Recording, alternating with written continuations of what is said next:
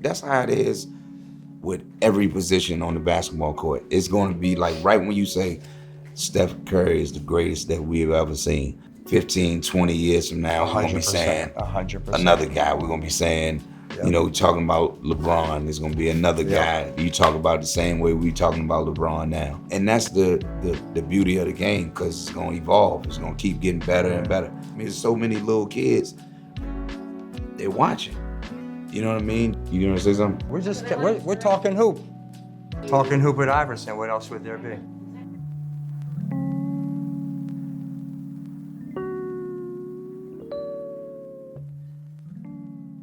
Funny story. So your rookie year, before I think you even played a game, I met you at a Reebok event.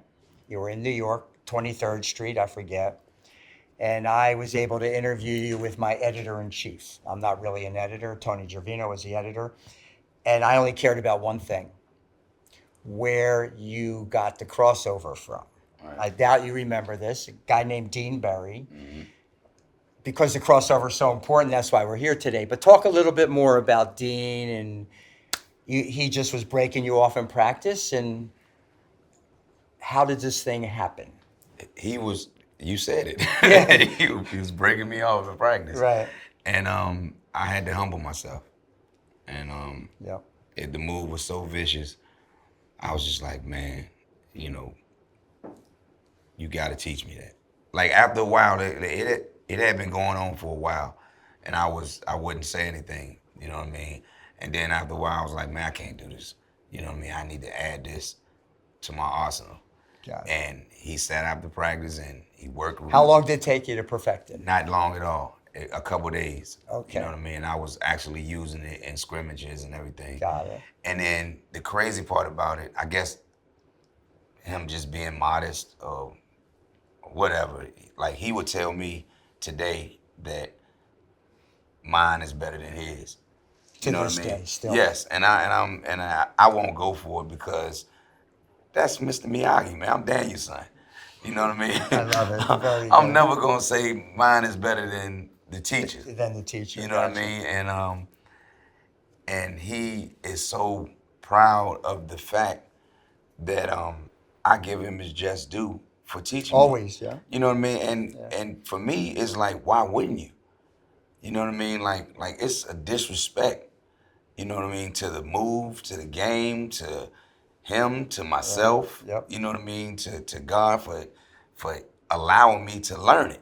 Gotcha. You know what I mean? So why wouldn't I give the just due to the guy that gave me so much? Because it's legendary. You know what I mean? If you wouldn't have told me that, then no one would never know about the Allen Iverson crossover. Gotcha. So we first did you when you were at Georgetown. We knew all about you, like the legend of Allen Iverson. Your rookie year, training camp, you're doing your thing. When did you know, or when did you think you could actually compete and really make a difference so quickly in the NBA? Like, you're coming day one, your first game, first preseason game, like long before that at Georgetown. And my teammates talked about it all the time. They used to be like, they call me Chuck. I'm like, Chuck, yep. I mean, what are they gonna do? They can't play a boxing one on you. They can't play 2-3. They can't play a 1-3-1. They can't play none of these gimmick defense. Right. They gotta play you one-on-one. So how in the hell are they gonna be able to stop you? And that was the excitement that I had coming into the league. Like, what are y'all gonna do? You gotta play me with one So you guy. had no doubt. You knew first preseason game. There's what can you do? No one can handle you. You gotta put one man in front of me. You can't run two guys at me, and you know what I mean, or put four guys in a box and then have one guy follow me around the court like they did in college. Right. No, you got to play me one-on-one. Right. There were no zones probably at that point, right? No zones. No zones, right. No zone. And then when you think about it, 4 scoring titles later, then all of a sudden, in the NBA where there's no zones, in the history of the game, then all of a sudden, now we got a zone. Gotcha. So, no, I remember your impact is immediate. You were symbolic for what Slam meant. So important to everything we did. But back to the crossover on Mike. Was that the first time? That was not the first time you played him, right? Or first home game? When you crossed over Mike, why we're here today. Was that the first time you played against the Bulls? It had to No? be. It wasn't. No? That was your third time. Third time. Do you remember how Was that the second first? time? Was that the first? First home game? Was that the first home game? Second. That's crazy. That's why I'm curious. What So happened? that was the first time that he had got on me. He know too. I know. That's So crazy. yeah, I'm curious. First time you played him. Second time, I think third game. This is the third. So that was Third the game is crossover. when this famous I move. didn't know that. March Yeah. of '97. I didn't know that. Yep. No, because I knew it was later on in the season when this moment happened, sort of shook the world. So when you came out that night, so that was probably a mismatch that he even got No, on you. I just remember, like I was saying earlier, I came off the screen and I heard Phil Jackson holler his name. That's right. And he was telling him to switch. Yep. And then that's when I backed it up and saying, oh my God, here we go. When That's he crazy. got on you, he switched. Were you like thinking? Everything that I thought. I mean, you like, I'm on the playground now. I'm just going to No. shake this dude. It's just like, go. No, it was just like everything that I said to my teammates and my family and my friends. The moment had came. I was like, I was gonna try my move on the best player in the world. That was my thought. Like I really thought when I backed up, when I heard Phil call his name, I knew that meant switch. But there was like slow motion, Yeah, your it was mind. here we I'm go. like, And that's when I backed up. I'm going Like to. I'm getting ready to try it. Like that's when it happened. So I knew I was You were conscious. conscious of it. Oh, yes. At this moment, he's guarding Yes. you. I'm going to Yes, I remember all break that. his ankle. I remember all that. You know what I mean? Unbelievable. Especially with him. You Right. know what I mean? It's not too many, incidents or things that happen, throughout my career involving him that I don't remember Got it. verbatim. There's him talking after the game, talking to the press. Did he say anything to you after, during the game? Nothing, not a word. Mike's like that. The next time, I promise you, I'll never forget this. The one time that I remember him saying something to me the first time, it was when they were doing the top 50. Remember the top 50 Yep, of the absolutely. rookie? Yep. And he grabbed me. Me and Stephon was together, and he grabbed me. It's a photo of it that I'll never forget. He grabbed me by my neck, and he said, "Come here, you little bitch." You know what I mean? Love it. And Yep. and he said some great. I mean, I love you. Keep doing what you're doing, whatever. And I was just like, I don't know. I mean, You're walking on air. that couldn't have been my rookie season because I had braids in that picture. I think I had braids in that picture. Well, I do remember that's what he said to me. But I'm trying to think of when was it to where he actually talked to me. That might have been What it. was the top 50 thing? That was at an All-Star game? No, that was my rookie season. It was? Yeah. But that picture where he grabbed me like that. Yes, that was my MVP. That was 2001 because that was my MVP season. That picture where he grabbed me around my neck. Yes. Wow. So what is that jacket he got on? He's wearing an All-Star 2001. So it's probably at so the he got the All-Star All-Star game. jersey. Is that that's the All-Star game? Is that the one where you and Marbury came back? Yes, that's it. And That's wow, it. when That's you it guys right were there. 20 down or whatever. That probably meant something to me, even though he said what he said. I know how he meant it. Right. But just for him to embrace me like that probably was just something that I just lost my mind.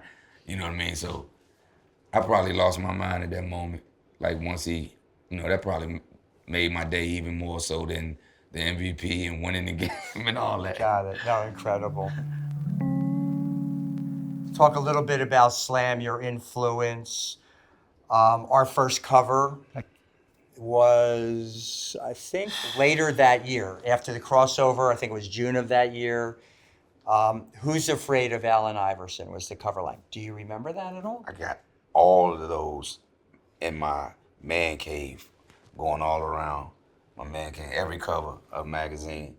Did that sit right with you, or Man, I fell in because love. the whole world was scared of Allen Iverson? Yeah, I mean, it was suitable. Okay. I fell in love with that that magazine. We fell in love with you. I mean, just the loyalty and the way y'all had no problem with letting me be me. It was no situation to where I had to deal with Never. being on the cover and my tattoos Nothing. airbrushed off. It was All the all jewels. authentic. It Yep, was all the jewelry for sure. it was just you be you and you do this is what we want and you be you Right. and we'll take care of the rest. Yeah. And it was like I got a photo shoot for Slam today. You know what I mean? And I talked to my wife, like, I'm gonna wear this, I'm gonna wear that, and we'll go back and forth. And Because the Soul on Ice cover, which came, Soul I think on a bunch of years later, our most Afro. famous cover, the Afro. I read some more stories. I spoke to some of my guys. You know how that were a got little done? resistant to it So initially. did I thought that I Well, you were usually 6 hours late, but that's besides the okay point. I can believe that, but I thought that I came up with the idea of the You revisionist history. Everybody makes up their own version, so maybe you okay. did. So what happened? No, Because I that thought it was that might have been your idea. the Some people it was happened. scoop It was involved. a mistake Yeah. Okay.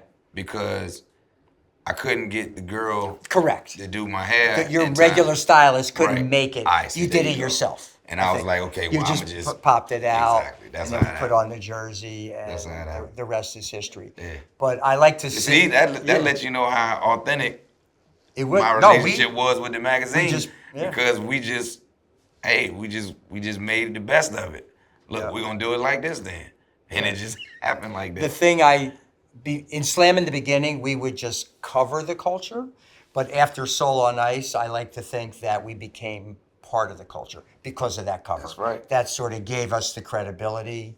You gave us the credibility that these guys are family, and then you and Marbury and KG and what I call the Slam generation, we just let everybody do their thing, unaltered, unedited, untouched. Everybody loves Slam. Yeah. Everybody, all the hoopers, everybody.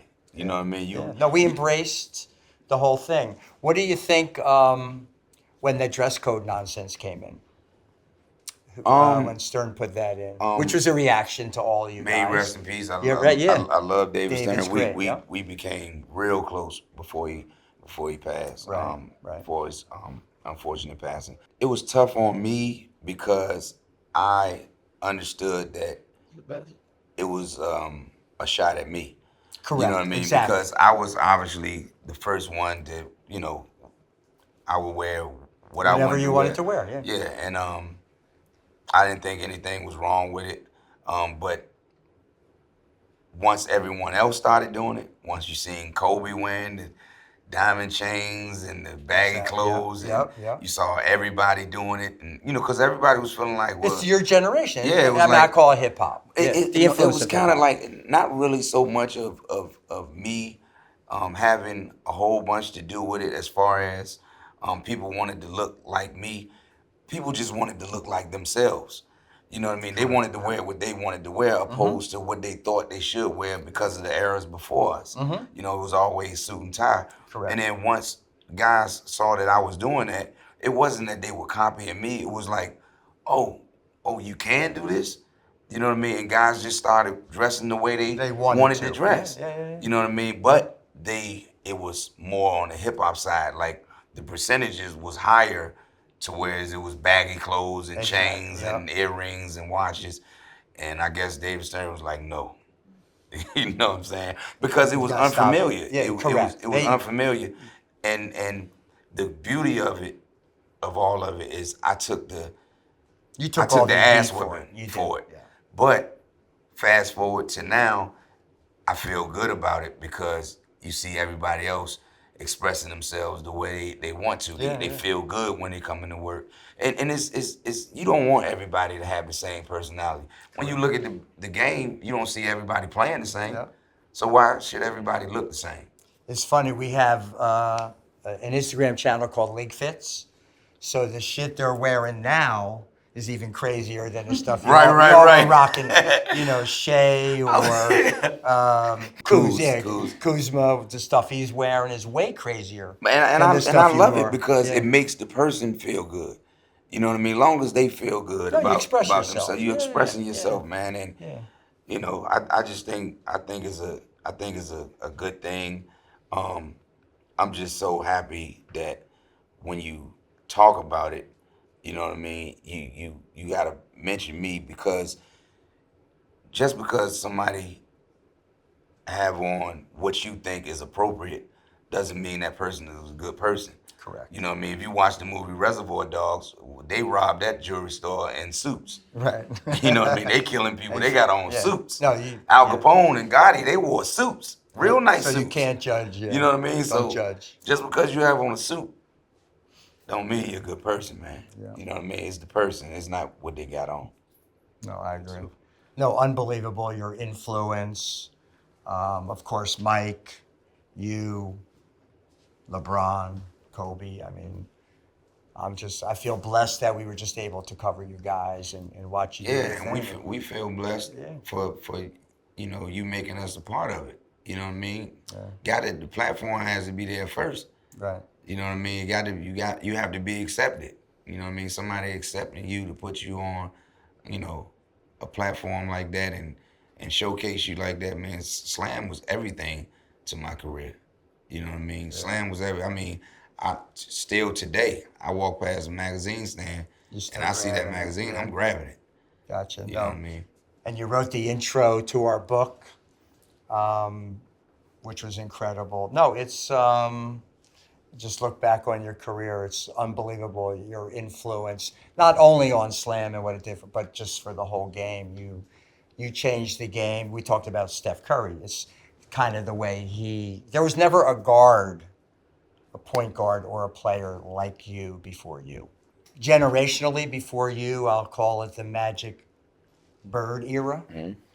And then hip hop starting to happen, and we're seeing guys like you and Marbury. The game is changing, way more expressive, a lot more crossovers.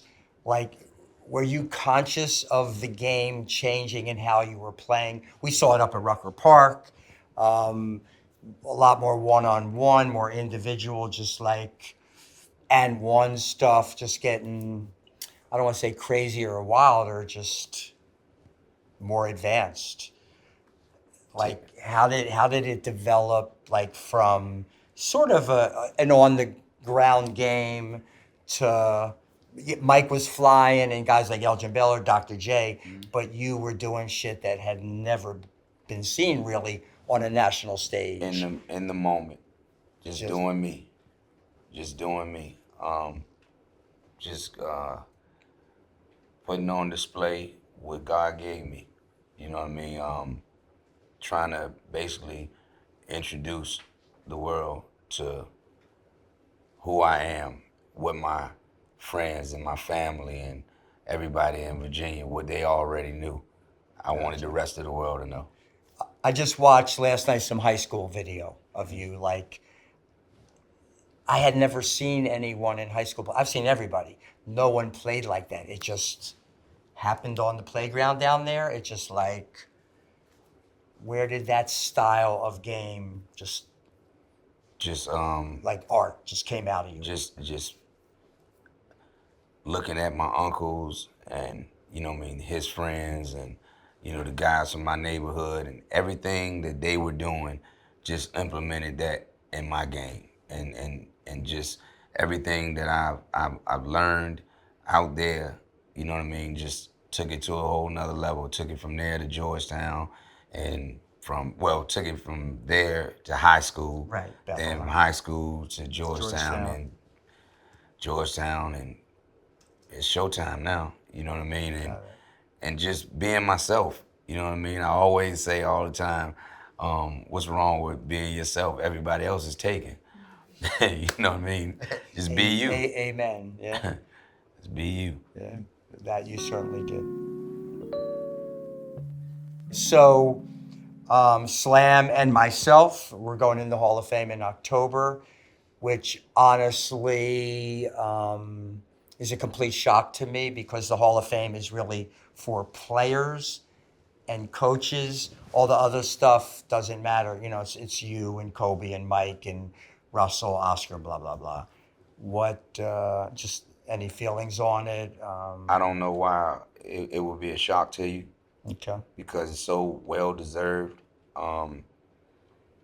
Like I said, it was an honor for all of us to be able to, embrace the cover, to be in it, to have our story told, the way we wanted it told.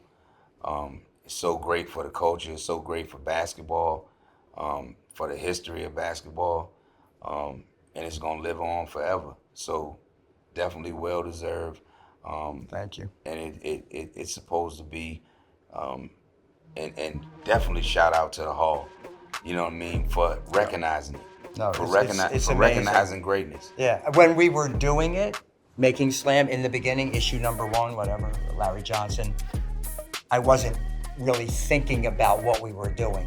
We were just doing it. Here's a sport that I love. I grew up on it. How can we cover these guys? Iverson coming up. Marbury, who I met in high school. I'm still very tight with Stefan and KG. I saw everybody play in high school, and I'm like, we're just going to give them a platform, like you said, these pages, and let them do their thing. Talk about their clothing, their game, their kicks, whatever they want to talk. Music. Yes. You know, there was no other magazine before us that spoke to players about all these things. There's more to it than just. Will not be one after either. Yeah. Okay. Well deserved. Appreciate it. Greatness recognized greatness. Definitely. Nothing more than that. All right.